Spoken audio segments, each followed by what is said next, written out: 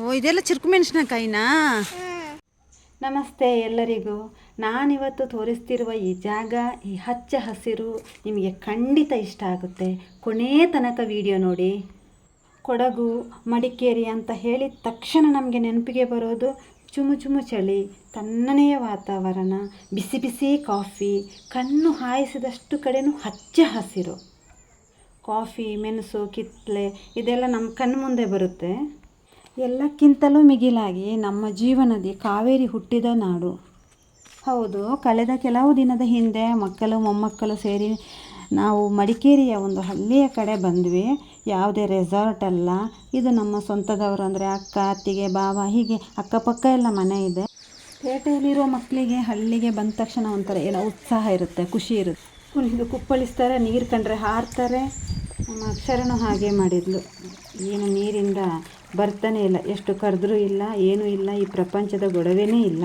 ಎಷ್ಟೊಂದು ಶುದ್ಧ ನೀರು ನೋಡಿ, ಅಷ್ಟು ಪರಿಶುದ್ಧವಾಗಿದೆ, ಹಾಗೆ ಎತ್ತಿ ಕುಡಿಬೋದು.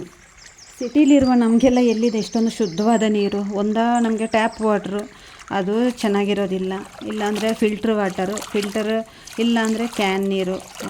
ಎಷ್ಟು ದುಡ್ಡು ಕೊಡ್ತೀನಿ ಅಂತಂದರೂ ಇಷ್ಟೊಂದು ಪರಿಶುದ್ಧವಾದ ನೀರು ಸಿಗಲ್ಲ. ಸಮಯ ಸಿಕ್ಕಿದಾಗಲೆಲ್ಲ, ಮಕ್ಕಳಿಗೆ ರಜೆ ಇದ್ದಾಗೆಲ್ಲ ಈ ಥರ ಮಕ್ಕಳನ್ನು ಪರಿಸರದಲ್ಲಿ ಬಿಟ್ಬಿಡಬೇಕು.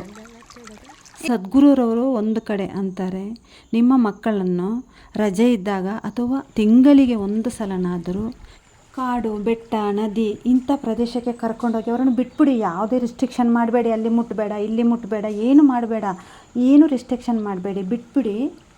ಅದರಿಂದ ಅವರ ಬೆಳವಣಿಗೆಗೆ ತುಂಬ ಒಳ್ಳೆ ಗ್ರೋತ್ ಸಿಗುತ್ತೆ ಅಂತ. ಪರಿಸರದಿಂದ ಸಿಗುವಂತಹ ಸಣ್ಣ ಸಣ್ಣ ವಿಷಯವನ್ನು ಅವರು ಅಬ್ಸರ್ವ್ ಮಾಡ್ತಾರೆ. ಇದು ನೋಡಿ, ಕುಡಿಯೋದಕ್ಕೆ ಬಳಸುವಂಥ ನೀರು.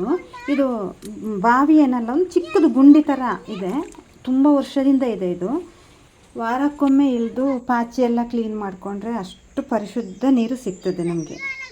ಇದೆಯಾ ನಿನ್ನ ಎಕ್ಸ್ಪೀರಿಯನ್ಸ್? ಚೆನ್ನಾಗಿದೆ. ಎಲ್ಲಿಗೆ ಬಂದಿದೆಯಾ? ತೋಟಕ್ಕೆ. ಯಾರ್ದು ತೋಟ? ಅಮ್ಮನ ತೋಟನ? ಏನು ಕೀಳ್ತಾ ಇದೆಯಾ? ಮೆಣಸಿನಕಾಯಿನಾ? ಚುರುಕು ಮೆಣಸಿನಕಾಯಿನಾ? ಎಷ್ಟು ಸಿಕ್ತು? ಖಾರ ಇದೆಯಾ? ನೋಡೋಣ. ತುಂಬ ಖಾರ ಇದೆಯಲ್ವಾ? ನೋಡು. ತಿನ್ನಬೇಡ ಆಯ್ತಾ?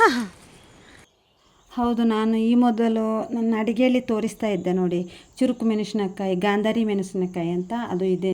ಇಲ್ಲಿ ಅದು ತುಂಬ ಸಿಗ್ತದೆ. ಅಂದರೆ ಅದು ಗಿಡ ನೆಟ್ಟೆ ಕಾಯಿ ಬರಬೇಕು ಅಂತೇನಿಲ್ಲ, ಪಕ್ಷಿಗಳೆಲ್ಲ ತಿಂದು ಹಿಕ್ಕೆ ಹಾಕ್ತವೆ ನೋಡಿ, ಅದರಷ್ಟಕ್ಕೆ ಅದು ಗಿಡ ಹುಟ್ಕೊಂಡು ತೋಟ ತುಂಬ ಇರುತ್ತೆ. ನಮಗೆ ವರ್ಷಕ್ಕೆ ಬೇಕಾದಷ್ಟು ಸಿಗ್ತದೆ. ಇದನ್ನು ಹಣ್ಣಾದಮೇಲೆ ಕುಯ್ದು ಒಣಗಿಸಿ ಇಟ್ಕೊಂಡ್ರೆ ಒಂದು ವರ್ಷ ತನಕನೂ ಏನೂ ಆಗಲ್ಲ. ನಾನ್ ವೆಜ್ಜಿಗೆ ಆಗಲಿ ಏನಕ್ಕಾಗಲಿ ತುಂಬ ಚೆನ್ನಾಗಿರ್ತದೆ ಇದು. ಇದರಲ್ಲಿ ಮೆಡಿಸಿನ್ ವ್ಯಾಲ್ಯೂ ಇರೋದ್ರಿಂದ ಆರೋಗ್ಯದ ದೃಷ್ಟಿಯಿಂದಲೂ ಇದನ್ನು ತುಂಬ ಜನ ಬಳಕೆ ಮಾಡುತ್ತಾರೆ. ಕಡೆಗೆ ನಮ್ಮ ಅಕ್ಕ ತೋಟದೊಳಗಡೆ ಅಣಬೆ ಇದೆ, ಬನ್ನಿ ಹುಡುಕು ಅಂತಂದರು. ಹಾಗೆ ನಾನು ಅಕ್ಷರ ಎಲ್ಲ ಒಂದು ಪ್ರಯಾಸ ಮಾಡಿಕೊಂಡು ಹೊರಟ್ವಿ. ಕಾಫಿ ತೋಟದ ಒಳಗಡೆ ಹೋಗೋದು ಅಷ್ಟೊಂದು ಈಸಿ ಅಲ್ಲ, ಬಗ್ಕೊಂಡೇ ಹೋಗಬೇಕು.